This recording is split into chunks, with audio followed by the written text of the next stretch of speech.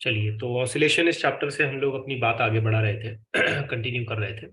और आज की इस क्लास में हम एक बड़े ही इंपॉर्टेंट टॉपिक को एड्रेस करने वाले हैं। चाहे वो बोर्ड के एग्जामिनेशन के पॉइंट ऑफ व्यू से हो या किसी कॉम्पिटिटिव एग्जामिनेशन के हिसाब से। और वो टॉपिक है कंपोजिशन ऑफ एसएचएम। अब तक जितना मैंने आपको प्रीवियस लेक्चर्स में बताया, उससे हमें ये तो समझ आ गया एक जनरल आइडिया के तौर पे कि एसएचएम किसे कहेंगे। और एक वैरायटी ऑफ एग्जांपल भी मैंने आपके सामने रखा स्प्रिंग मास ऑसिलेटर का। ठीक है। ऑडियो वीडियो क्लियर आ रहा है ना मेरा? Yes sir. ओके। और प्रीवियस लेक्चर तक हमने स्प्रिंग मास ऑसिलेटर के बाद मेरा ख्याल है लास्ट जो लेक्चर हमने डिस्कस किया था उसमें हमने यूसीएम और एसएचएम के प्रोजेक्शन के रेफरेंस में बात की थी। यस। अब आज का जो लेक्चर है ये है कंपोजिशन ऑफ एसएचएम। मतलब यहाँ पे हमारे पास एक से ज्यादा एसएचएम्स होंगे और इन एसएचएम्स को हम क्या करेंगे, बिल्कुल सादी जुबान में बोले तो मिक्स कर देंगे, कंपोज करेंगे, मिला देंगे। ठीक है। तो अगर हम मल्टीपल एसएचएम्स को कंबाइन कर देते हैं तो फिर रिजल्ट में क्या आएगा, ये एक चीज हमें समझनी है। और फिर रिजल्ट में जो भी बनेगा उसका एनालिसिस हमें करना है। ठीक है। बोर्ड्स की एग्जामिनेशन के हिसाब से अगर मैं बोलूं तो ये क्वेश्चन 3 to 4 मार्क तक की कैटेगरी वाला क्वेश्चन है, मतलब लॉन्ग आंसर वाला क्वेश्चन है। 3 मार्क्स के लिए भी आ सकता है, यहां तक कि अगर फुल लेंथ पूछा जाए तो 4 मार्क्स के लिए भी इसका क्वेश्चन बन सकता है। तो पहले तो मैं थ्योरेटिकली आपके सामने चीजें रखूंगा और फिर उसके बाद हम उसकी एनालिसिस करेंगे। मतलब एक डेरिवेशन के तौर पे मैं आपके सामने सारी बातें पहले रखूंगा और उसके बाद फिर हम उसका एनालिसिस करते हैं। मान लेते हैं कि हमारे पास दो अलग अलग एसएचएम्स हैं। Like one of the SHM is defined or given by the equation amplitude A1 sin omega t plus, मैं नोटिफिकेशंस वैसे ही यूज करता हूं जैसे मैंने मॉड्यूल में दिए, अल्फा 1। और दूसरा जो एसएचएम है हमारे पास वो है x2 is equal to A2 sine omega t plus alpha 2। ठीक है।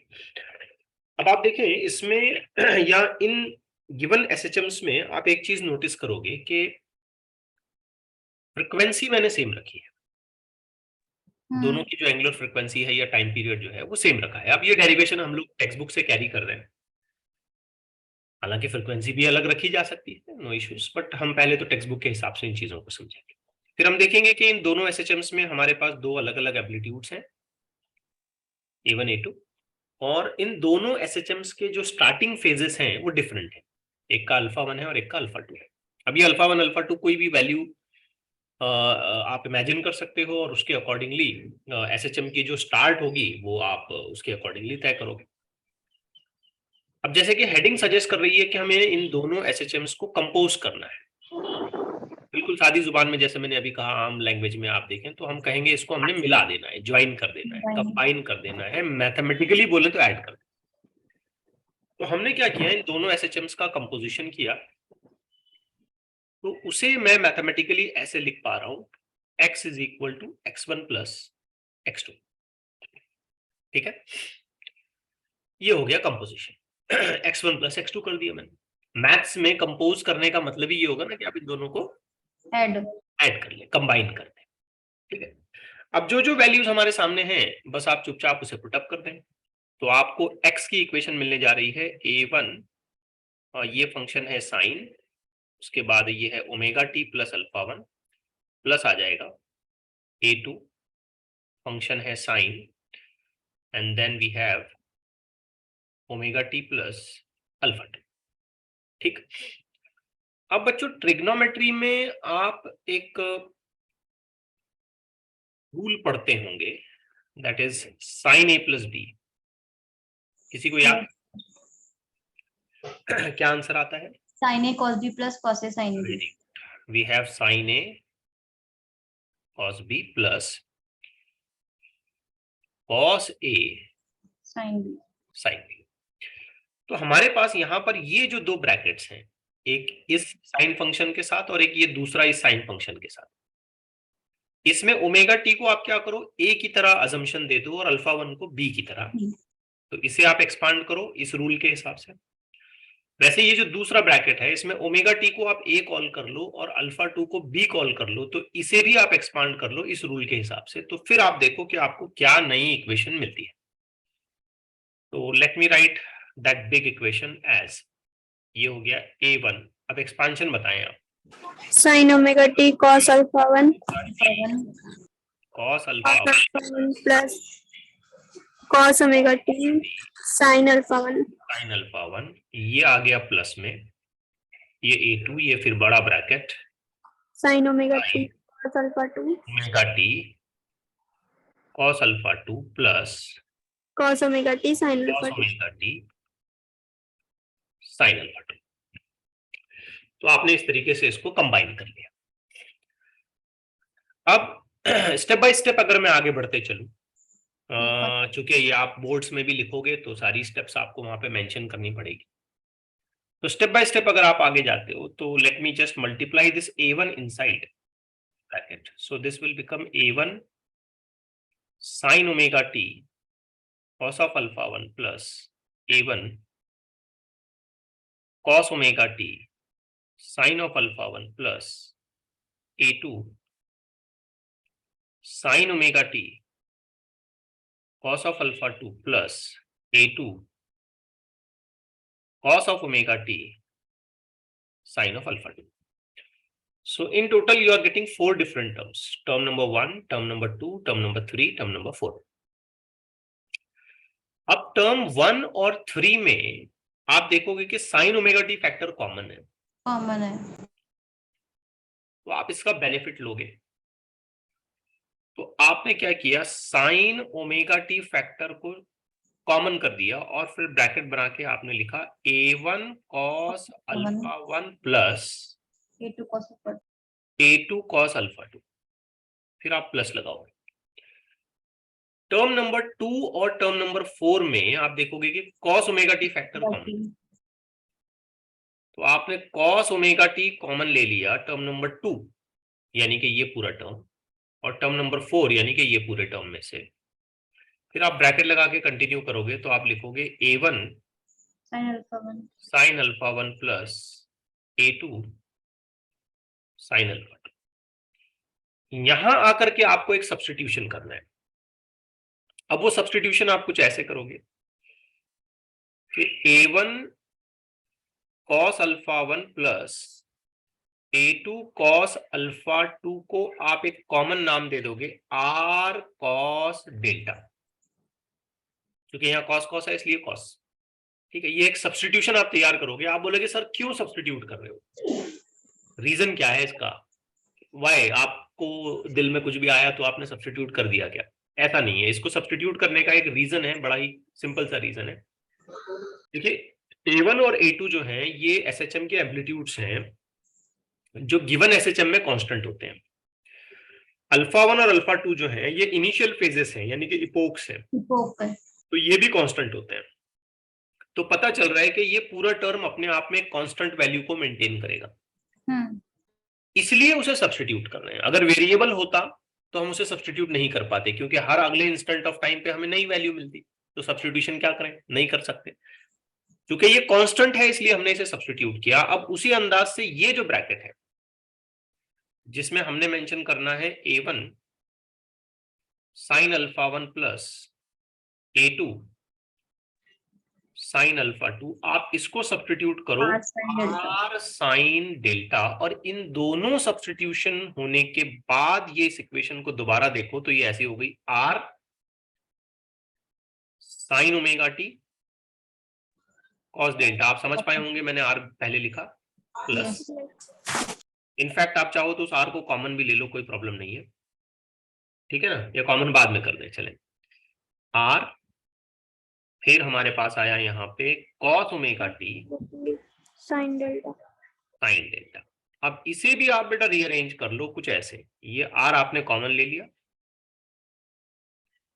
Sign omega T cos delta plus cos omega t sine delta, ये कुछ कुछ वैसा ही एक्सपांशन है जैसे तुमने साइन ए प्लस बी में किया था। Omega t plus alpha.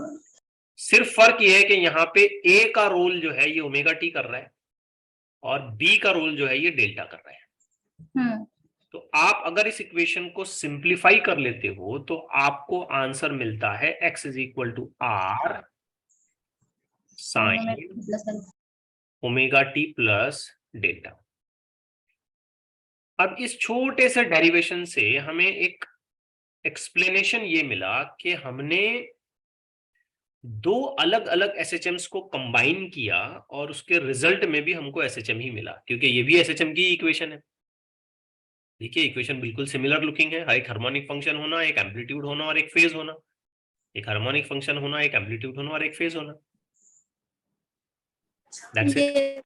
लेकिन एक बात थोड़ी सी यहाँ पर अपने आप में एक नई चीज को लेके आती है, वो ये कि एक नया एम्पलीट्यूड डेवलप हो गया है। पुराने वाले एम्पलीट्यूड्स यहाँ नहीं आए, A1 A2 नहीं आया या A1 प्लस A2 या ऐसा कुछ नहीं आया, बल्कि यहाँ एक पूरी तरीके से नया एम्पलीट्यूड आया। दूसरा एक बात यहाँ पे समझ में आती है कि ये पुराने वाले फेजेस नहीं आए अल्फा 1 अल्फा 2, बल्कि पूरी तरीके से एक नया फेज आ गया, कंप्लीटली न्यू फेज। तो इस डेरिवेशन को इसी पॉइंट ऑफ व्यू से आगे बढ़ाया जाता है कि फिर ये नया फेज क्या होगा, नया इपोक जिसे कहते हैं ना, वो क्या होगा और नया एम्पलीट्यूड क्या होगा। तो सबसे पहले मैं डेल्टा फाइंड करने की कोशिश करता हूं।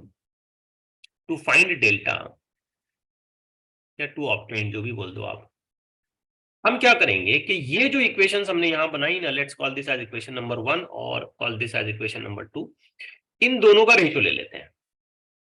टू फाइंड डेल्टा हम क्या करेंगे, इक्वेशन 2 डिवाइडेड बाय इक्वेशन 1 कर देंगे। अब आप इक्वेशन 2 डिवाइडेड बाय इक्वेशन जब इस प्रोसीजर को फॉलो करोगे तो आप लिखोगे r sine delta divided by r cos delta r cos delta is equal to, you have a full length equation a1 sin alpha 1 plus a2 sin alpha 2 and then again a1 cos alpha 1 plus a2 cos alpha 2। आप मुझसे पूछ सकते हैं कि sir divide किस बिना पे किया, why you have divided? तो रीजन बड़ा सिंपल है, इसमें आर फैक्टर कैंसल आउट हो जाएगा, sine by cos will turn out to be tan delta और tan डेल्टा का इनवर्स करके मैं डेल्टा निकाल सकता हूं। yes तो डिवाइड करने का ये लॉजिकल एक्सप्लेनेशन है यहाँ पे। तो बहरहाल जैसे मैंने अभी आपको बताया कि ये आर फैक्टर कैंसिल हो गया, साइन बाय कॉस का डिवीजन हो गया और मुझे मिल गया tan of delta is equal to a1 sine alpha 1 plus a2 sine alpha 2 divided by I have a1 cos of alpha 1 plus a2 cos of alpha 2। अब वाकई अगर मुझे ये निकालना है कि जो नया एसएचएम बना है या कंपोजिशन के बाद जो भी मोशन रिजल्ट में आया है उसका फेज कितना है, तो मैं इस इक्वेशन में a1 a2 जो कि इनिशियल एम्पलीट्यूड्स हैं वो वैल्यू पुटअप करूंगा, अल्फा 1 अल्फा 2 जो कि इनिशियल इपोक्स हैं वो वैल्यू को पुटअप करूंगा, इसको सॉल्व करूंगा और मैं डेल्टा निकाल सकता हूं। क्लियर हुई बात? yes sir दूसरी बात इसमें यह आती है कि फिर नया एम्पलीट्यूड क्या है। Now this is going to be very very important to find r. To find r यानी कि न्यू रिजल्टेंट एम्पलीट्यूड जिसे हम कहें,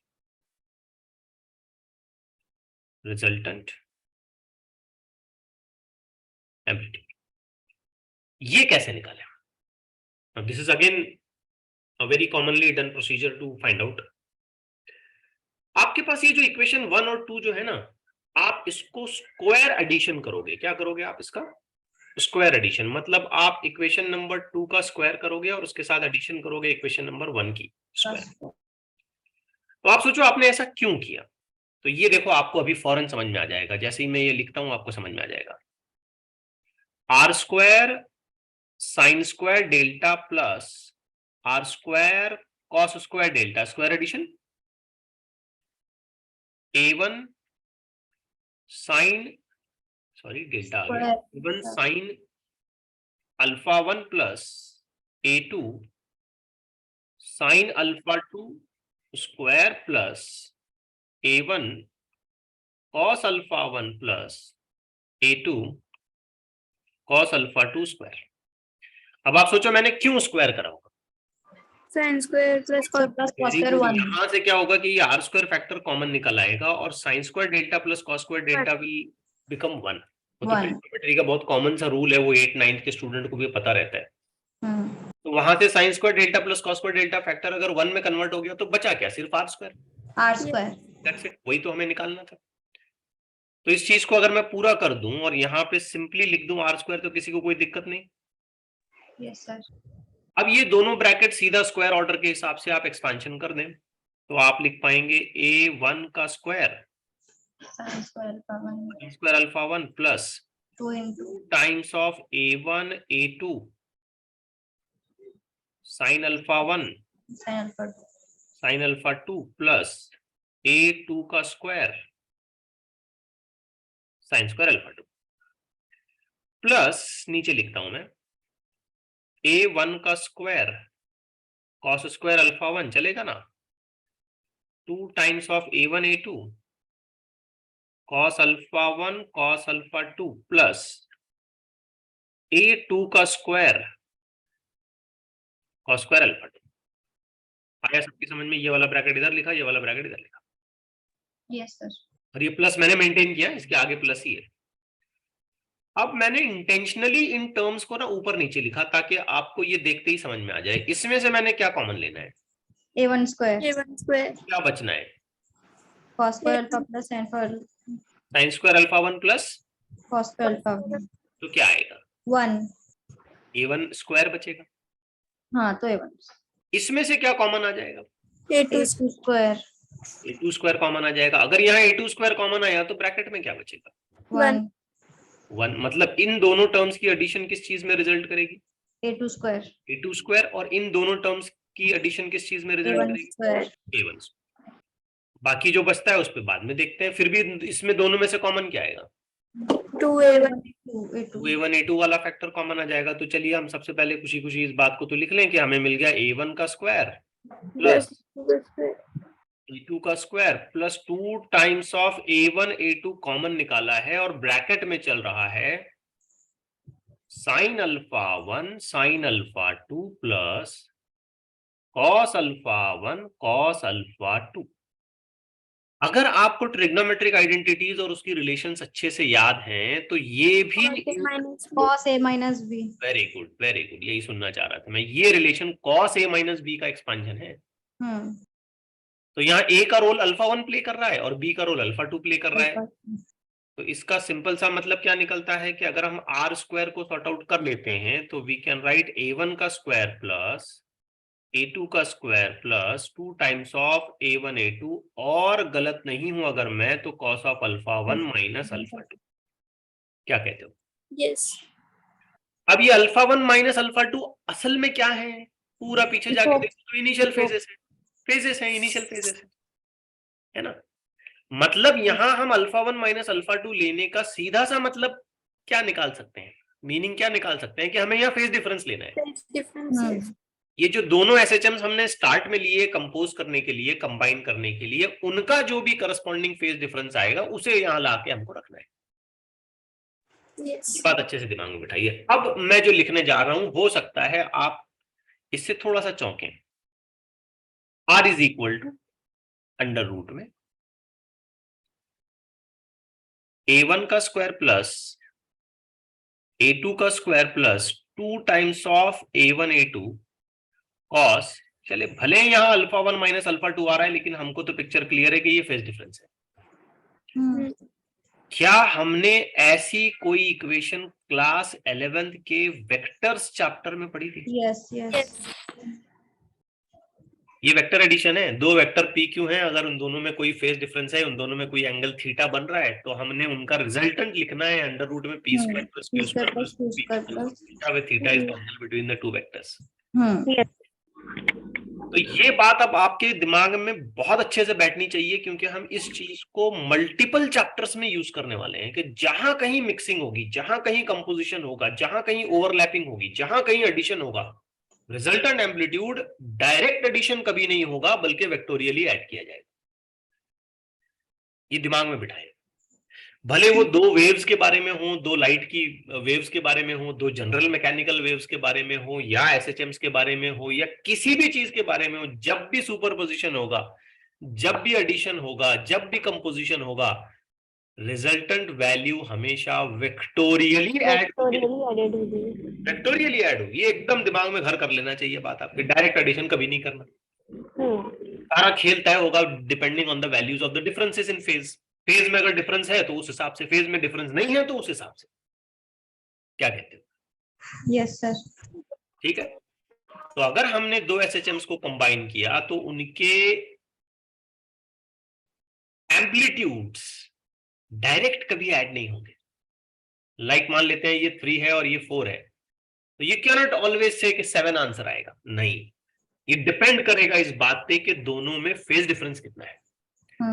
अगर फेज डिफरेंस नहीं है तो 7 भी आ सकता है, और अगर बहुत खतरनाक फेज डिफरेंस है तो 1 भी आंसर आ सकता है। ये वही सारे रूल्स हमें अप्लाई करने होंगे जो हमने किए थे क्लास 11th में वेक्टर एडिशन की कंडीशंस को फॉलो करते हुए। याद करें, क्लास में बता चुका हूं डिफरेंस के हिसाब से, एडिशन के हिसाब से वैल्यूज में कैसी रेंज बदलती जाती है। करेक्ट है? Yes sir. कैसे, मैं कुछ केसेस आपके सामने रखता हूं। अगर मैंने ये क्लेम किया कि कोई फेज डिफरेंस नहीं है, सोचिए जरा, there is no phase difference at all, they have exactly the same phases. So in such case, just read this. This will become 0. Cos 0 will become what? 1. 1. This will become a1 square plus a2 square plus 2a1 a2. This will be an expansion of bracket a1 plus a2 the whole square. Yes sir. Yes. a1 plus a2 the whole square और square root, ये दोनों हट जाएंगे, answer क्या आएगा? a1 plus a2. Yes, very good. a1 plus a2 आएगा। I hope आप ये समझ पा रहे हैं। Yes sir. a1 plus a2 हो सकता है, ये उसी वक्त होगा जब फेज कितना है, सॉरी डिफरेंस इन फेज कितना है? 0. लेकिन इमेजिन करें कि अगर मैंने आपके सामने एक ऐसी सिचुएशन रखी जिसमें मैंने ये कहा कि अल्फा 1 माइनस अल्फा 2 का वैल्यू जो है ना, ये π/2 में कन्वर्ट हो जाता है, 90 डिग्री लेता है। 90. तो यहाँ अल्फा 1 माइनस अल्फा 2 यानी कि phase difference, make this point very clear, ये टोटल फेज डिफरेंस की वैल्यू को यहाँ अज्यूम किया जाएगा। तो फेज डिफरेंस अगर 90 आता है तो cos 90 क्या हो जाता है? 0. अगर cos 90 0 हो गया तो ये वाला टर्म क्या हो गया? 0. फिर r की वैल्यू क्या? 0. r की वैल्यू 0 आएगी? नहीं, r की वैल्यू आएगी अंडर रूट में a1 square plus a2 square. याद करिए, दो परपेंडिकुलर वेक्टर्स तो ऐसे ही ऐड होते थे। Yes sir. पैरेलल वेक्टर ऐसे ऐड होते थे। एक तीसरा केस भी बच्चों में आपके सामने रखता हूं, जिसमें मैं ये क्लेम करता हूं कि अल्फा 1 माइनस अल्फा 2 की वैल्यू जो है ये 180 डिग्री है। तो फिर सोच समझ के बताइए कि आंसर क्या निकलेगा? cos 180 will take a value of -1. -1, अगर ये -1 हो गया तो आंसर आएगा a1 का स्क्वायर प्लस a2 का square minus 2a1 a2, which is nothing but an expansion of a bracket a1 minus a2 the whole square, a1 minus a2 the whole square, square root और square आपस में balance हो गया। Answer क्या बचा? A1 yes, a1 minus a2. मतलब दो SHM add हो रहे हैं और उनके एम्पलीट्यूड सब्सट्रैक्ट हो गए। दो SHM ऐड हो रहे हैं, उनके एम्पलीट्यूड भी ऐड हो गए। दो SHM ऐड हो रहे हैं और उनके रिजल्टेंट वैल्यूज जो है वो अंडर रूट में a1 square plus a2 square ऐसे भी आए। अब सोचिए, अगर आपके पास एक SHM है जिसका एम्पलीट्यूड मैंने क्लेम किया 3 है और एक SHM है जिसका एम्पलीट्यूड मैंने क्लेम किया 4 है, तो बताइए इनके कंपोजिशन का एम्पलीट्यूड क्या है? phase difference पर वी कैन नॉट से कि ये 7 होगा। ये 7 भी हो सकता है, 5 भी हो सकता है, 1 भी। in the range of 1 to 7. Yes, it will be in the range of 1 to 7। ये कुछ भी हो सकता है डिपेंडिंग ऑन कि इन दोनों में कितना फेज डिफरेंस है। यस। बात समझ आई? अब एक और बड़ी मजेदार बात यहाँ पे मैं आपके सामने रखता हूं, हालांकि मैं उसे बहुत ज्यादा एलॉबरेट नहीं करूंगा, मॉड्यूल में दिया हुआ है, आप पढ़ लें कि इन फेज डिफरेंस के हिसाब से ना ये रिजल्टेंट वैल्यू भी चेंज होगी, रिजल्टेंट फेज भी चेंज होगा। अब अल्फा 1 अल्फा 2 में अगर कोई डिफरेंस ही नहीं है, अल्फा 1 अल्फा 2 अगर एग्जैक्टली सेम है, तो ये साइन अल्फा कॉस अल्फा ऐसे ही रीड कर लें आप इसे, उसके हिसाब से यहाँ नया वैल्यू आ जाएगा। तो न सिर्फ एम्पलीट्यूड बल्कि रिजल्टेंट फेज पर भी इसका असर पड़ेगा, डिपेंडिंग ऑन कि अल्फा 1 अल्फा 2 के इंडिविजुअल वैल्यूज कैसे हैं। ठीक है, यस सर। मैं समझता हूं इसे मैंने एलॉबरेट कर रखा है। कुछ एडिशनल बातें मैं यहाँ पे एक्स्ट्रा जिसे हम कहेंगे ना, वो पुटअप करने जा रहा हूं, ध्यान से सुनना। कई बार एग्जामिनेशन में ये पूछा जाता है कि अगर एसएचएम का कंपोजिशन हो गया तो फिर रिजल्टिंग सिचुएशन कैसी कैसी आएंगी। तो 4 सिचुएशंस बच्चों हमें याद रखनी है। Composition of 2 SHM, sorry composition of 2 perpendicular SHMs, not linear, दोनों एक साथ है ऐसे नहीं, एक एसएचएम ऐसे एक एसएचएम ऐसे चल रहा है, they are perpendicular to each other.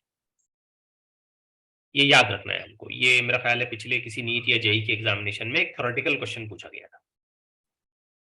कैसे एसएचएम्स को हमने कंपोज किया, ऐड किया, परपेंडिकुलर। एक एक्स एक्सिस पे चल रहा है तो दूसरा वाई एक्सिस पे, अब हमने दोनों को मिला दिया किसी भी तरीके से, वो मैकेनिकल तरीका कैसा होगा हम उसमें बॉदर नहीं करेंगे। तो बेटा इसकी 4 सिचुएशंस आती हैं। There are 4 different varieties conditions to be observed. एक साथ में सारी बातें आपके सामने रखता हूं, देख लें आप, बिल्कुल पक्का इसे याद कर लें। पहली सिचुएशन ऐसी आएगी कि if the SHMs are composed which are perpendicular to each other, however their phase difference is 0. तो उनका फेज डिफरेंस क्या हो गया? 0 है, फेज डिफरेंस 0 है। ऐसे एसएचएम्स जो पहले तो परपेंडिकुलर है लेकिन जब कंपोज किया गया है तो उन दोनों का इनिशियल फेज डिफरेंस 0 है। तो रिजल्ट में आपको एक स्ट्रेट लाइन ही मिलेगी, ठीक है, और उस स्ट्रेट लाइन का एंगल कुछ ऐसा बनेगा, tan inverse of A2 by A1। ठीक है, जैसे समझाने के हिसाब से अगर मैं आपको बताऊं कि एक एसएचएम ऐसा है और एक ऐसा है, इन दोनों को मैंने कंबाइन कर दिया तो मुझे रिजल्ट में ऐसा मिला, और ये एंगल आ गया डेल्टा। आ रहा है समझ में? Yes sir. ठीक है, ऐसी मुझे straight line passing through origin ही मिलेगी, मतलब इन दोनों को मिला दूं तो ये मिला, straight line passing through origin ही मिली और उसका करस्पॉन्डिंग एंगल ये। अब दूसरी सिचुएशन, अगर फेज डिफरेंस पाई है, 90 डिग्री का फेज डिफरेंस है, तब भी मुझे straight line passing through origin ही मिलेगी, लेकिन खाली एंगल में एक फर्क आएगा कि वो एंगल नेगेटिव हो सकता है, वो लाइन ऐसी आ जाए, इधर आ जाए। यस। तीसरी चीज और चौथी चीज बड़ी इंपॉर्टेंट है जो एग्जाम में पूछी गई है कि हमने कंपोज तो कर लिया एसएचएम को, लेकिन कैसे एसएचएम्स को कंपोज किया जिनका फेज डिफरेंस π/2। हाँ याद रखना, लेकिन एसएचएम भी परपेंडिकुलर है एक दूसरे को, ऐसे ही कोई भी दो उठा के मैंने नहीं मिला दिया, तो उनमें फिर फेज डिफरेंस भी π/2 है। तो रिजल्ट में मुझे मिला सर्कल, स्ट्रेट लाइन नहीं मिलेगा, एसएचएम नहीं रहेगा, अब वो सर्कल बन जाएगा। तो ये डेफिनेशन एग्जामिनेशन में पूछी गई थी कि यूनिफॉर्म सर्कुलर मोशन क्या हो सकता है, तो आंसर है वो हो सकता है composition of 2 perpendicular SHMs having a phase difference of π/2। ये एक यूनिक आइडेंटिटी है, या आप कह सकते हो कि यूनिक कैरेक्टरिस्टिक्स है एसएचएम और यूसीएम की। कि एक यूसीएम क्या हो सकता है? परपेंडिकुलर नहीं, एक यूसीएम क्या हो सकता है? Composition of. हाँ, एक यूसीएम हो सकता है result of composition of 2 perpendicular SHMs जिनमें फेज डिफरेंस है π/2 का। एक और बात, अगर इसी जगह पर फेज डिफरेंस 45 डिग्री हो गया, 90 नहीं हुआ, 45 π/4, तो वो सर्कल नहीं रहेगा बल्कि वो क्या बन जाएगा? एलिप्स। सर्कल और एलिप्स में थोड़ा सा फर्क अगर मैं आपको बताऊं तो एलिप्स ऐसा होता है और ये सर्कल ऐसा, मैं कोशिश करता हूं ऐसा होता है।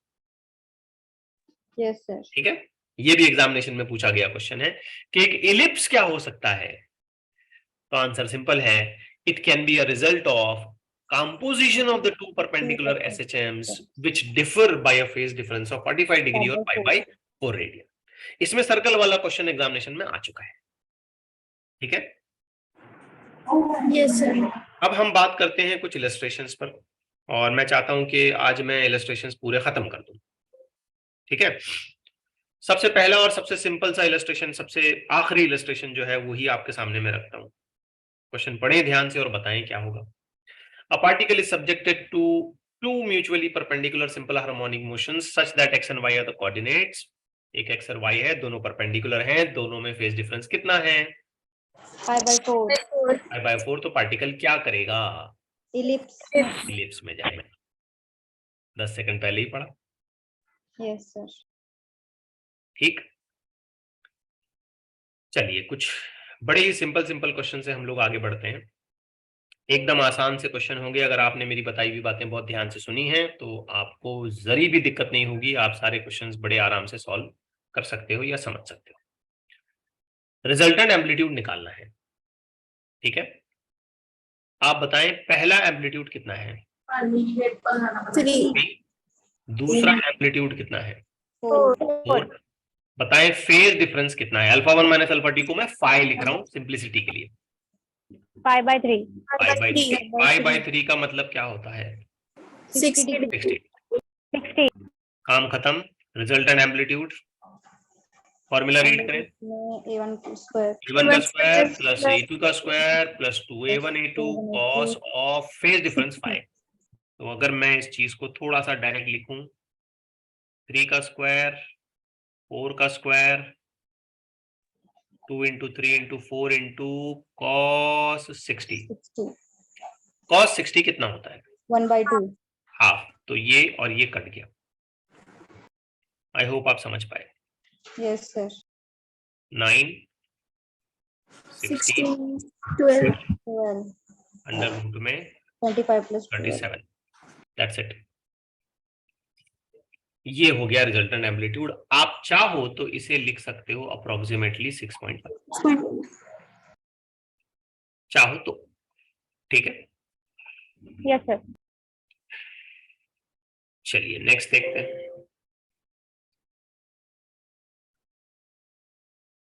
Find the displacement of the particle varies. The displacement of the particle varies according to the relation y is equal to this and that. Find the amplitude of the particle. अब आप बोलेंगे सर एम्पलीट्यूड क्या find करना, सीधे सीधे 4 बोल दो। नहीं, ऐसे नहीं है। आप अगर इस इक्वेशन को बहुत ध्यान से देखते हैं तो ये एक नहीं दो इक्वेशंस है। कॉस और साइन। 4 cos पाई टी एक इक्वेशन है, और ब्रैकेट के अंदर अगर मैं 4 ले जाता हूं तो 4 sin पाई टी एक इक्वेशन है। आप अगर केयरफुली ऑब्जर्व करते हैं तो इसमें पहला एम्पलीट्यूड 4 है, दूसरा एम्पलीट्यूड भी 4 है, और फेज डिफरेंस है 90 डिग्री। जीरो नहीं बोल सकते आप। ये चीज मैं जता जता के बोल चुका हूं आपको कि कॉस और साइन में फेज डिफरेंस 90 डिग्री का होता है। बहुत बार समझा चुका हूं मैं। 90 डिग्री। ठीक है, अगर आप हर बात मेरी केयरफुली सुनते हैं, समझते हैं, तो मैं अपने एक्सपीरियंस से कह रहा हूं कि एक भी क्वेश्चन ऐसा नहीं होगा नीट या जेईई मेंस में जो आपकी पकड़ में नहीं आएगा। हर चीज ध्यान से सुने, मॉड्यूल्स को पूरा अच्छे तरीके से फॉलो करें। ओके, ठीक तरीके से प्रैक्टिस करें। बस रिजल्टेंट एम्पलीट्यूड निकालना है। So if we just continue calculating the resultant amplitude, what we have under root में a1 स्क्वायर 4 का स्क्वायर प्लस a2 का स्क्वायर यानी कि 4 का square plus 2 times of 4 into cos 90। cos 90 होता है 0, तो ये निपट गया। आंसर आएगा r is equal to root में 32 या 4 रूट 2। 4 स्क्वायर 4 दो बार कॉमन। बराबर। I hope you are getting it right. Okay, चलिए अगला देखते हैं। तेज तो नहीं हो रहा ना, समझ में आ रहा है ना ठीक से? Yes sir. Yes sir. Particle is subjected to the two simple harmonic motions given by first equation and the second equation. Maximum speed. बेटा जब कंपोजिशन हो चुका है तो मैक्सिमम स्पीड भी उसी हिसाब से हमको निकालनी पड़ेगी। अगर मैं मैक्सिमम स्पीड क्लेम करता हूं v max, a omega r omega naught a omega. Yes. जो भी रिजल्टेंट एम्पलीट्यूड आएगा वो लेना पड़ेगा। और फिर हमारी किस्मत अच्छी है कि यहाँ पे सिर्फ ओमेगा है, 2 ओमेगा 3 ओमेगा अलग अलग नहीं है।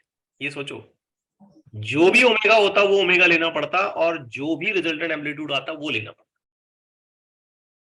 अब आप सोच करके बताइए यहाँ पे कि मैं आर कैसे लूं।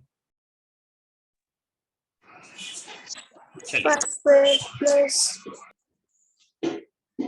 का स्क्वायर प्लस 5 का square plus 2 times of 10 into 5 into cos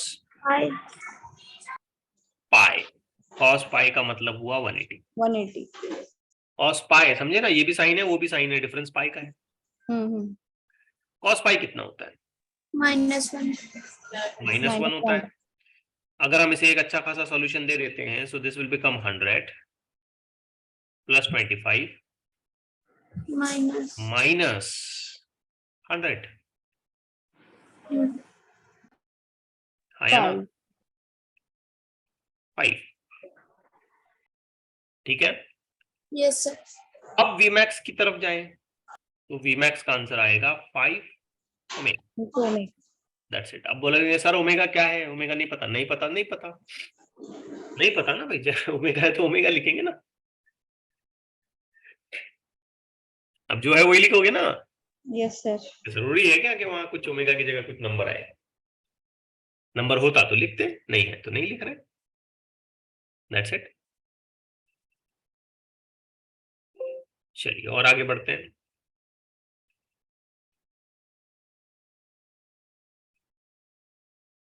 Two different SHMs are given to us, y1 and y2। y1 में मुझे कोई दिक्कत नहीं लग रही है, इट्स जस्ट द सेम, कोई प्रॉब्लम नहीं है। y1 sin 3 pi T pi by 4 का फेज है एक्स्ट्रा उसमें, और 10 उसका एम्पलीट्यूड है। ठीक है ना, इसका एम्पलीट्यूड जो है ना वो 10 है। तो मैं देखते कह सकता हूं कि यहाँ पर a1 का वैल्यू जो है वो 10 है। बट y2 में मुझे दिक्कत लग रही है। y2 में क्या मैं एम्पलीट्यूड को 5 मानूं?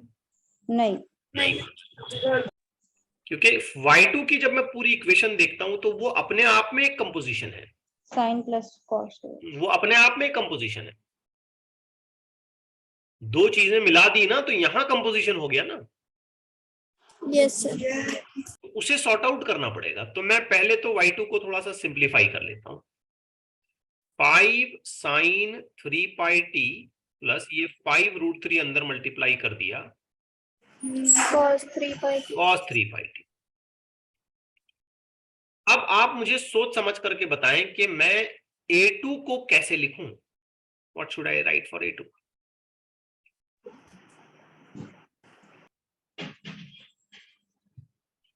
क्या फर्स्ट एम्पलीट्यूड ये है 5? हाँ। y2 का फर्स्ट एम्पलीट्यूड ये है और y2 का सेकंड एम्पलीट्यूड ये है। अरे भाई ये दो अलग अलग का है ना, दो कंपोजिशन हो गए ना इन दोनों के। Yes, तो y2 का जो नेट एम्पलीट्यूड बनेगा, जो y2 के लिए a2 बनेगा, वो इन दोनों का रिजल्टेंट होगा। हाँ। तो बोले, वॉइस में से कोई बोले, वॉइस में से कभी आंसर नहीं आया किसी का? यस, 5√3 का स्क्वायर 5 का स्क्वायर प्लस, वॉइस है कि 5√3 का स्क्वायर प्लस 2 into 5 5 into 5√3। और अगर ध्यान से देखो तो फेज डिफरेंस 90 डिग्री है। cos 90।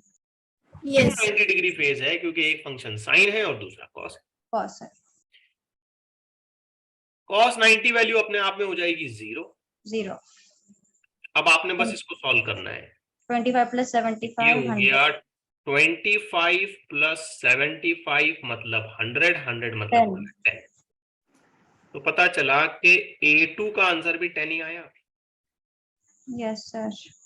अब आपसे क्वेश्चन में पूछा जा रहा है कि भाई a1 a2 का रेशियो निकालें, तो कर लें a1 a2। 1:1। तो आंसर आएगा 1। 1:1 कह सकते हो, कोई प्रॉब्लम नहीं है।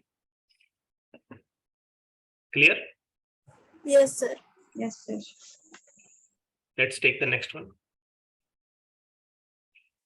वॉइस है ना लेक्चर में? यस है क्या नहीं बॉयज? आंसर नहीं दे रहे हैं? अरे रिप्लाई तो दो, हाँ है बोल के। हाँ है। अच्छी बात है, ठीक है। किसी की कुछ क्यूरी? ओके, मैसेज कर रहे हैं। ठीक, चलिए। Find the maximum sorry minimum phase difference between the two simple harmonic oscillators. अब यहां ना थोड़ा सा ट्रिक है, थोड़ी सी ट्रिक है यहाँ। हमें ना इनका फेज डिफरेंस निकालना है और ये अपने आप में खुद कंपोजिशन है ये। मुसलमान के गाने सुन रहे थे मैंने तो। यस, ये भाई वीडियो तुम्हारा ऑडियो ऑफ रखो, ऑडियो ऑफ रखो, रिकॉर्डिंग पे रहता है वो सब, जो भी तुम करोगे बात वो सब जाती है अंदर। Okay, find the minimum phase difference between the two simple harmonic oscillations. तो I was on a point कि ये जो है ये अपने आप में खुद दो अलग अलग है ना कंपोजिशंस। ये अलग कंपोजिशन बताता है और ये अलग कंपोजिशन बता रहा है, देखो ऐड हो गए यहाँ पे। Yes sir. तो इसे सॉल्व करने का एक सिंपल प्रोसीजर है, ये तकरीबन सभी बुक्स में आपको मिल जाएगा क्वेश्चन। कैसे सॉल्व करते हैं ध्यान से देखें। तो जो ये y1 फैक्टर है इसमें हाफ को क्या मैं ऐसे लिख सकता हूं, सॉरी, साइन पाई बाय 6। ये जो हाफ है ना, हाफ, इस हाफ को मैं ऐसे लिखता हूं cos 60, और फिर कंटिन्यू करता हूं साइन ओमेगा टी प्लस, अब ये 3/2 है ना, इसको लिखता हूं साइन 60 और कंटिन्यू करता हूं cos ओमेगा टी। चलेगा? यस। तो थोड़ा सा बेटा अगर मैं इसको रीअरेंज कर लूं तो ये आगे पीछे, ताकि आपको समझ में आए, फीलिंग आए, बस समझ में तो आ गया होगा। cos 60 प्लस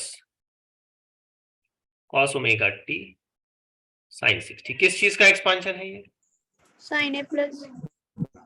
तो a मतलब ओमेगा टी और b मतलब 60, या आप चाहो तो π/3 भी लिख सकते हो यहाँ। y1 है ना, तो हाँ यस, ये y1 है। तो y1 की जो एक रिप्रेजेंटेशन बनती है वो ऐसे की जा सकती है, this is how we can do it. अब सिमिलर वे में हमें y2 का रिप्रेजेंटेशन तैयार करना है। आप बोलेंगे सर y2 के साथ तो कुछ है ही नहीं इधर, क्या करें? 1 है ना, तो कुछ भी नहीं है। अब 1 वैल्यू अगर मैं लेने के चक्कर में जाता हूं, जैसे यहां मुझे 1 चाहिए, इमेजिन करो, तो मैं यहां मेंशन करूंगा cos 0, cos 0 लेकिन उसके लिए फिर मुझे इधर sin 0 मेंशन करना पड़ेगा, लेकिन sin 0 तो 0 हो जाएगा, होता। तो ये 1 से नहीं काम बनेगा, है ना? तो एक कॉमन वैल्यू क्या आ सकती है उस पॉइंट ऑफ व्यू से अगर मैं सोचता हूं, तो देखो मैंने इसको ऐसे मॉडिफाई किया, मैंने √2 से मल्टीप्लाई कर दिया, तो बैलेंस करने के लिए मुझे इधर 1/√2 साइन ओमेगा टी प्लस वापस से 1/√2 cos cos ओमेगा टी लेना पड़ा। अब मैंने वैसे तो टेक्निकली कोई चेंज नहीं कराया, मैथमेटिकली कोई चेंज नहीं कराया मैंने, 1/√2 बैलेंस हो जाएगा √2 से, यही इक्वेशन वापस मिलेगी।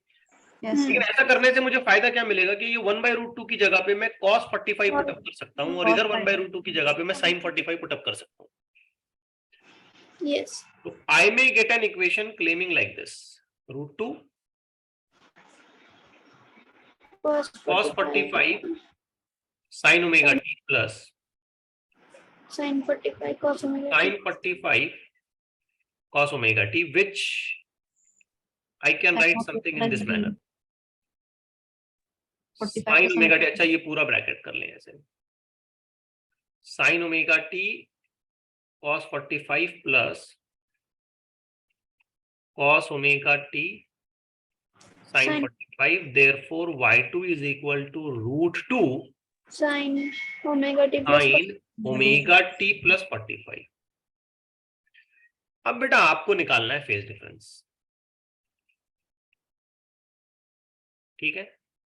फेज का तो मतलब ये सारा ब्रैकेट होता है, और मिनिमम मतलब आप इनिशियल टाइम पे निकालोगे, time t is equal to 0। तो जब आपने इस दोनों जगह पे time t is equal to 0 लिखा, तो इसका फेज क्या बना? 60, और इसका फेज क्या बना? 45। तो आपको डिफरेंस अगर निकालना है तो सिंपली आप लिख लें 60 माइनस 45, आंसर आ जाएगा 15 3 डिग्री। या चाहें तो आप इसको ऐसे भी कर सकते हैं, π/3 माइनस 5/4. 5/4 कॉमन एलसीएम हो जाएगा 12 hmm and this will become 4 pi minus 3 pi यानी कि 5/12. That will be the corresponding answer. आ रहा है सबकी समझ में? Yes sir. Okay, let's take the another question. समझ पा रहे हो ना? बैठ पा रहे हो ना लेक्चर? थोड़ा सा मैं और 10 मिनट आगे लूंगा अभी, क्योंकि ये आर्टिकल ही पूरा खत्म हो जाता है, फिर अगली क्लास में हम सीधे सीधे सिंपल पेंडुलम से बात अपनी कंटिन्यू कर सकते हैं. Phase difference between these after 1 second. 1 second के बाद कितना फेज डिफरेंस आएगा? ये तो मैं समझता हूं होमवर्क दे देता हूं मैं आपको. कैसे करोगे? ओरली बता दूं. ये जो टी है इसकी जगह पे आप 1 सेकंड लिख दो. तो ये ब्रैकेट क्या हो जाएगा? π/2 + 5. ये ब्रैकेट क्या हो जाएगा? 2π/3 + 5. अब ये सारा ब्रैकेट और ये सारा ब्रैकेट डिफरेंस कर दो, माइनस ले लो, हो गया फेज डिफरेंस. समझ पाते हो ना? Yes, sir. ओके, चलिए कुछ एक कपल ऑफ क्वेश्चन ही बाकी हैं. इसमें से मैं सिंपल क्वेश्चन पहले ले लेता हूं, एकदम आसान सा question. Find the amplitude and equation of resultant SHM of the following 2 given SHMs. Amplitude भी निकालो बोल रहा है और फिर इक्वेशन लिख के बताओ बोल रहा है कि वो नए SHM की इक्वेशन क्या होगी. बेटा ये तो सिंपल बात है कि अगर मैं नए SHM की इक्वेशन लिखना चाहता हूं तो मुझे लिखना पड़ेगा x = जो भी रिजल्टेंट एम्पलीट्यूड होगा उसके बाद मैं कंटिन्यू करूंगा साइन के साथ ω_t प्लस जो भी मुझे नया डेल्टा वैल्यू मिलेगा वो. अब इन दोनों को जब मैं देखता हूं तो मुझे पता चलता है कि ये A1 है और ये A2 है, और जो फेज डिफरेंस है, एक साइन है और एक कॉस है, इसका मतलब फेज डिफरेंस 90 डिग्री. तो सबसे पहली चीज हम लोग एस्टिमेट कर लेते हैं R. आंसर क्या आएगा? 3 3 का स्क्वायर प्लस 3 का स्क्वायर. क्या मुझे आगे लिखने की जरूरत है? नहीं है. क्यों नहीं लिखना आगे? cos 90 0. आगे जाकर के फेज डिफरेंस 90 डिग्री हो जाएगा, cos 90 0 हो जाएगा, तो इसलिए आगे की लिखने की जरूरत नहीं है. आई होप आप ये समझ पा रहे हैं. Yes sir. ये हो जाएगा 3√2. तो चलो R का मामला तो क्लियर हो गया. अब मुझे सेकंड केस में निकालना है डेल्टा. बेटा डेल्टा होता है tan इनवर्स. पूरी कहानी लिखते हैं. A1 sin α1 plus A2 sin α2 divided by A1 cos cos α1 plus A2 cos α2. I hope आपको याद होगा. आप सोचो तो यहाँ α1 α2 कितना है? अगर ध्यान दें तो α1 α2 दोनों भी नहीं है, 0 ही. तो बेटा ये α1 α2 अगर मैंने 0 पुटअप कर दिया तो यहाँ पूरा न्यूमरेटर 0 हो जाएगा. 0 तो सभी 0. अगर न्यूमरेटर 0 हो गया तो ये पूरा ब्रैकेट ही 0 हो गया, है ना? Yes. इसका मतलब पता चला कि tan इनवर्स हम लोग 0 के लिए सर्च कर रहे हैं, तो डेल्टा भी तो 0 ही आएगा. 0 आता. बस आपका काम आसान हो गया. अब आपकी रिजल्टेंट इक्वेशन कैसी बनेगी? R की जगह आपने मेंशन किया 3√2. Sin. ये हो गया साइन और ये हो गया ω_t. डेल्टा तो आया नहीं, खत्म हो गई कहानी. ये रिजल्टेंट इक्वेशन आपकी तैयार हो गई. That's it. क्लियर है बात? Yes sir. ओके, एक और देखते हैं. ये थोड़ा काम का है, इसमें मैं थोड़ा सा अलग अप्रोच लगाते हुए इस प्रॉब्लम को सॉर्ट आउट करूंगा. इस पे जरा खास ध्यान देना. Find the displacement equation of the simple harmonic motion obtained by combining the motions. तो यहाँ 3 मोशन कंबाइन हो रहे हैं. अब 3 अलग अलग मोशन के कंबाइन होने के बाद आपको पूरी इक्वेशन लिखनी है. अब ये थोड़ा टफ हो गया. यहां पर हमारा रेगुलर अप्रोच हमको उतना ज्यादा हेल्प नहीं कर सकता. मतलब ये सब जो ऐसे करते हैं ना हम, ये इतना ज्यादा हम यहाँ पे हमको ये हेल्प नहीं करेगा. थोड़ा सा हट के सोचना पड़ेगा, थोड़ा सा नए तरीके से सोचना पड़ेगा. तो कैसे करते हैं ध्यान से देखिए. पहले वाले का एम्पलीट्यूड कितना है? 2. दूसरे का 4 4 लेकिन 30 डिग्री आगे है, तीसरे का 6 है पाई बाई 6 6 है लेकिन 60 डिग्री आगे है। तो मैं इन्हें एक वेक्टर रिप्रेजेंटेशन देने वाला हूं। मैं ऐसे कहूंगा कि ये है 2 एम्पलीट्यूड, ये है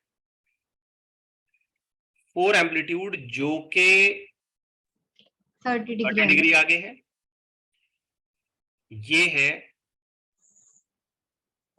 6 एम्पलीट्यूड 60 जो कि टोटल 60 डिग्री है।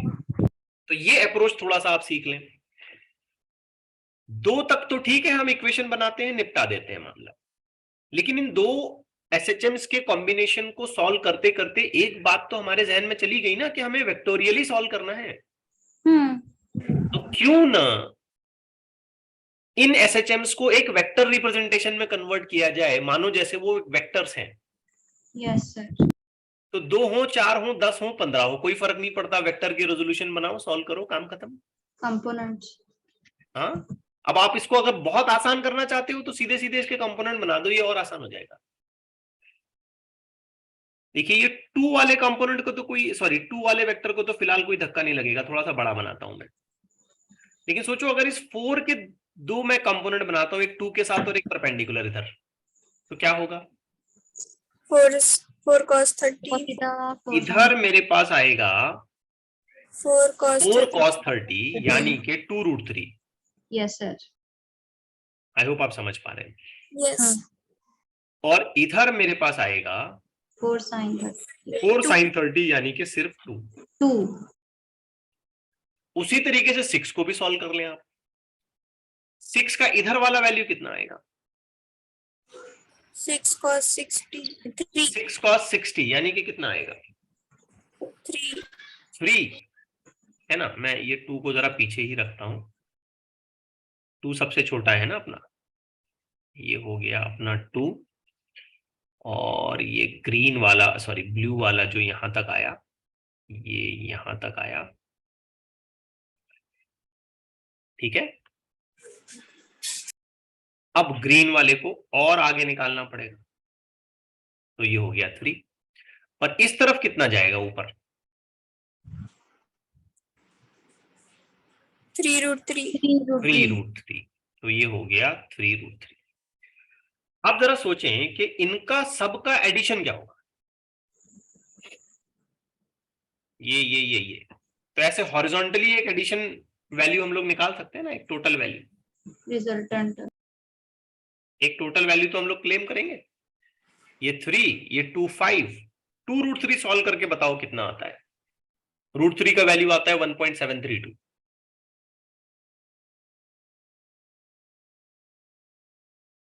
√3 का वैल्यू हम लोग लेते हैं, देखिए यहां मैं लिख के रखता हूं ताकि आपको,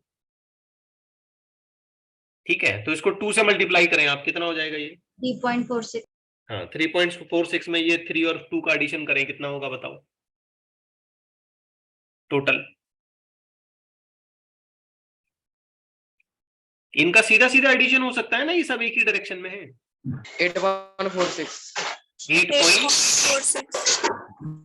8.46। चलिए अब यहां ऊपर बताएं कितना आएगा। ये 2 है, ये 3 इंटू 3 कर ले, सॉरी 3√3 कर ले, √3 का वैल्यू ये 1.732, उसमें 2 ऐड करके टोटल वैल्यू बताएं। 7.196। ठीक है, you just have to get a very correct value. तो ये 3√3 कितना हुआ? 5.19। 5.19, और ये 2 उसमें ऐड किया तो ये हो गया 7.19। चलिए ये वैल्यू एज यू सजेस्टेड 7.19। अब आप देख रहे हैं कि यहाँ पे 2 सीधे सीधे वेक्टर्स बच गए, 2 एकदम सिंपल वेक्टर्स बच गए। तो इनका रिजल्टेंट अगर मैं निकालता हूं ना, इनका रिजल्टेंट, तो वही हमारा रिजल्टेंट एम्पलीट्यूड होगा। ये रहा R, और ये हमारे लिए डेल्टा होगा। तो आपको एक छोटा सा काम करना पड़ेगा, अगर आप R निकालना चाहते हो तो you just go for this calculation. 8.46 का स्क्वायर प्लस 7.19 का स्क्वायर, ये आपको करना पड़ेगा। और अगर आप वाकई डेल्टा यहां निकालना चाहते हो तो आपको लेना पड़ेगा tan इनवर्स अपोजिट साइड। तो अपोजिट साइड ये वाली है अपनी 7.19 डिवाइडेड बाय एडजेसेंट साइड ये आ जाएगी 8.46। तो आप इसको सॉल्व करेंगे तो आपको डेल्टा मिल जाएगा, ये अपर वाली इक्वेशन सॉल्व करेंगे तो आपको आर मिल जाएगी। अब इन तीनों का कंपोजिशन होने के बाद अगर आप नेट वैल्यू लिखना ही चाहते हो तो आप ऐसे लिख सकते हो, एक्स नहीं, यहाँ पे वाई का रिप्रेजेंटेशन हो रहा है, तो y is equal to r, ये आप कंटिन्यू करोगे साइन, सभी के केस में ओमेगा है प्लस ये डेल्टा। समझ पाए क्या करना है? Yes sir. तो थोड़ा सा काम मैं आप लोगों पे छोड़ दूंगा, कर लेंगे आप ये। Yes sir. अब इसी से मिलता जुलता ना मैं एक और सिंपल सा प्रॉब्लम आपके सामने रखता हूं, लेकिन थोड़ा कंपैरेटिवली सिंपल है, थोड़ा डेटा इस तरीके से है कि सॉल्यूशन बन जाए। अब ये भी बना सॉल्यूशन, लेकिन थोड़ा कैलकुलेशन में हम लोग अटक गए। अब यहाँ टाइम पास नहीं करना चाह रहा था इसलिए मैंने छोड़ दिया। मैनेज कर लेंगे ना इतना कैलकुलेशन? क्या रुक करके सब करके बता दूं? करते। यस, कर सकते हो ना ये addition? Yes sir. Yes sir. अब फिर एक बार यहाँ पे हमारे पास 3 डिफरेंट एसएचएम्स की सिचुएशन है, टाइम पीरियड टी है, मतलब सबके लिए कॉमन फ्रीक्वेंसी आ गई ओमेगा वाली, सेम डायरेक्शन में चल रहे हैं, लेकिन इनके फेजेस जो हैं वो 60 डिग्री अहेड हैं एक दूसरे के साथ। ठीक है, तो देखो पहला जो एसएचएम है ना वो ए, दूसरा एसएचएम वो भी ए लेकिन ये 60 डिग्री अहेड। अब ध्यान से समझना, तीसरा एसएचएम ऐसा जाएगा यस। वो भी ए लेकिन यहां से और 60 डिग्री अहेड, इसका मतलब टोटल 120 डिग्री अहेड। 120। अब इसे सॉल्व कर लो, काम खत्म हो गया, निपटा दो इसको। इसी तरीके से इसके रिजल्टेंट बनाओ, 2 वेक्टर तक आने तक इसको सिंप्लीफाई कर दो और फिर फाइनल क्लेम कर लेगा। देखो ये वाले ए का तो आप वैसे भी कुछ नहीं बिगाड़ सकते, तो चलो ए को जैसा है वैसे मेंशन किया, ठीक है। ठीक है, जो ब्लू वाला ए है ये वाला, इसके तो 2 कंपोनेंट बनेंगे। क्या एक कंपोनेंट इस तरफ बनेगा a/2 और एक ऊपर की तरफ बनेगा a/2 √3, है ना? यस। √3 a/2। चलिए इतना तो आप सब समझ गए। अब ये वाला जो a है इसे भी सॉल्व करना पड़ेगा। अब ये यहां 60 बना रहा है, तो सोच के देखिए कि अगर इसका करस्पॉन्डिंग एंगल हमने यहां नीचे क्लेम किया होता तो ये कितना होता? 30। अरे 30 नहीं, रुके, 60 ही, सॉरी 60 प्लस 90 60 टोटल 180 है ना भाई। हाँ यहां भी तो 60 ही आता। यहां एक कंपोनेंट अगर मैं इसका बनाता तो इधर क्या कंपोनेंट आता? a/2 और ऊपर की तरफ क्या कंपोनेंट आता? √3 यहाँ वापस से एक ऐसी साइन बना देते हैं, यहां पर भी आएगा √3 a/2। अब देखते ही ये बात हमारे दिमाग में समझ में आ जाएगी कि ये a/2 फैक्टर ये a/2 फैक्टर जैसे कट जाएगा, और टोटल जो हमारे पास बचेगा वो बचेगा a, और ऊपर की तरफ अगर मैं गलत नहीं हूं तो √3a, यस। क्योंकि 2 बार हो गया ये, 2 बार होने से ये एडिशन में ये 2 कट जाएगा। क्या अब हम इसका रिजल्टेंट निकाल सकते हैं, आर निकाल सकते हैं हम इसका? यस। मैं समझता हूं बड़ी आसानी से। कैसे? a² plus √3a²। आगे कुछ और मेंशन करने की जरूरत है? नहीं है, क्योंकि हमने 90 डिग्री तक की सिचुएशन में उसको रिजॉल्व कर लिया है। अब a² √3a² क्या होगा? 4a²। 3a² यानी कि 4a²। 2a तो इस सिचुएशन में जो रिजल्टेंट एम्पलीट्यूड हमको मिलेगा वो मिलेगा 2a।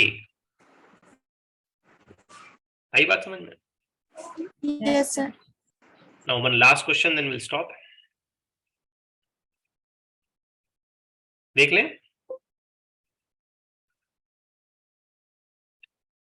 One last question, थोड़ा सा सब्र रखो। Two particles are performing SHM and are represented by equation this and this. Okay. Find the phase difference. But यहाँ थोड़ा सा ट्रिक लगाया इसने। Phase difference existing situation of displacement में नहीं पूछा, इसने बोला वेलोसिटीज में फेज डिफरेंस निकाल। अब बेटा यहाँ पहले तो वेलोसिटी की इक्वेशन बनाना पड़ेगा, अब आगे चल के हम उसके फेज डिफरेंस पर बात कर सकते हैं। तो पहले पार्टिकल की वेलोसिटी आएगी dy1 डिवाइडेड बाय dt, अगर मैं गलत नहीं। Yes. अब dy1 बाय dt अगर मैं करता हूं तो ध्यान से देखो 0.1 साइन का कॉस हो जाएगा बराबर है, लेकिन वो 100 पाई बाहर आएगा, ओमेगा बाहर आता है, तो ये फैक्टर ओमेगा है बच्चों। Yes Yes, sir. sir. Omega बाहर आता है, कांस्टेंट है, हम लोग कर चुके हैं इस तरीके के डिफरेंशिएशन कई बार। फिर साइन का डिफरेंशिएशन क्या हो गया? Cos 100 pi t. कॉस, फिर आगे जो है वो आप चुपचाप लिख लो 100 पाई टी प्लस पाई बाई 3। यानी कि थोड़ा बहुत सोल्यूशन अगर आप इसको देते हो तो ये हो गया 10 पाई 10 cos cos 100 pi t plus 100 pi t plus pi by 3। याद रहे ये सारा का सारा ब्रैकेट फेज माना जाता है। अब सेकेंड इक्वेशन देखें आप, आपको लिखना है v2, तो v2 हो जाएगा dy2 डिवाइडेड बाई dt। सोचें आप यहां minus 0.1 into pi sine sin pi अगर dt। मैं गलत नहीं हूं, यस सर। कॉस का डिफरेंशियल तो माइनस साइन हो जाता है, माइनस साइन। और वो पाए ओमेगा के नाम पे बाहर आ जाएगा। अब मैं अगर फेज डिफरेंस बोलना चाहता हूं तो थोड़ी सी मैं यहां हड़बड़ी कर दूंगा, थोड़ा सा गलती कर दूंगा, मैं सीधे सीधे सोचने लग जाऊंगा एक काम करो ये उठा के माइनस कर दो। नहीं, ऐसे नहीं करेंगे हम, ठीक है। फेज के डिफरेंसेस चाहे हम किसी भी पैरामीटर्स के लिए निकालें, वेलोसिटी या एक्सेलरेशन या डिस्प्लेसमेंट या जो भी, एक बेसिक बात याद रखो कि फंक्शन सेम होना चाहिए, तब एंगल में तुम डिफरेंस करना अलाउ कर सकते हो। अब एक यहाँ साइन है, एक यहाँ कॉस है, वैसे भी दोनों में 90 डिग्री का डिफरेंस है, और उसके अलावा यहाँ पाई 3 आ रहा है, पाई बाई 3 आ रहा है, या 100 चल रहा है, वगैरह वगैरह वगैरह। तो इसका टेक्निकल सिंप्लीफिकेशन ये होगा कि आप इस साइन को पहले कॉस बनाओ या कॉस को साइन बनाओ, दोनों में से जो तुमको सही लगे वो करो। तो मैं साइन को ही कॉस बना देता हूं। So this will now take a value v2 is equal to minus 0.1 pi, इसको मैंने बनाया cos pi t plus pi 90 degree का आगे ले जाओ, वो कॉस बन जाएगा। yes या 90 डिग्री पीछे ले आओ, आइदर वे। अब हमें इन दोनों के फेज डिफरेंस को निकालना है, वो भी पार्टिकल 1 विद रिस्पेक्ट टू 2, यानी कि पहले के मुकाबले में दूसरे का फेज डिफरेंस देखना है। लेकिन एक चीज यहां ये नहीं बताया कि कौन से टाइम पे देखना है, तो हम इसे मिनिमम क्राइटेरिया पर ले आते हैं और हम फेज का डिफरेंस हम लोग सर्च करेंगे at a time t is equal to 0। ठीक है, अदरवाइज ये सारे ब्रैकेट का डिफरेंस हमारा फेज डिफरेंस कहलाएगा। ठीक है, तो हम इसे मिनिमम क्राइटेरिया पर ले आते हैं, फिर फेज डिफरेंस निकालें, जिसे मैं सिंपली ऐसे मेंशन करता हूं phi1 माइनस phi2। तो phi1 मुझे लिखना पड़ेगा पाई बाई 3 और phi2 मुझे लिखना पड़ेगा पाई बाई 2। क्या कहते हो? Yes sir. yes sir. Common LCM आ जाएगा 6, 6 2 माइनस minus pi और ये पाई, आंसर आएगा माइनस pi by 6 और ये माइनस बड़ा मीनिंगफुल है क्योंकि यहाँ पे हमको विथ रिस्पेक्ट टू निकालना है, रिलेटिव वैल्यू को निकालना है, मैग्नीट्यूड में नहीं निकालना है। कौन आगे कौन पीछे वाला रेफरेंस है यहाँ पे। तो ये आगे है फेज में, ये पीछे है, इसलिए आंसर माइनस में आया। क्लियर हुई बात? yes sir. ओके। चलिए, तो आज के लिए इतना काफी है। हमने एक पूरा आर्टिकल पूरे न्यूमेरिकल्स के साथ कवर किया। अगली क्लास में इंशाल्लाह हम सिंपल पेंडुलम से शुरू करेंगे, यानी कि कल इंशाल्लाह हम सिंपल पेंडुलम से शुरू करेंगे। रुक जाए।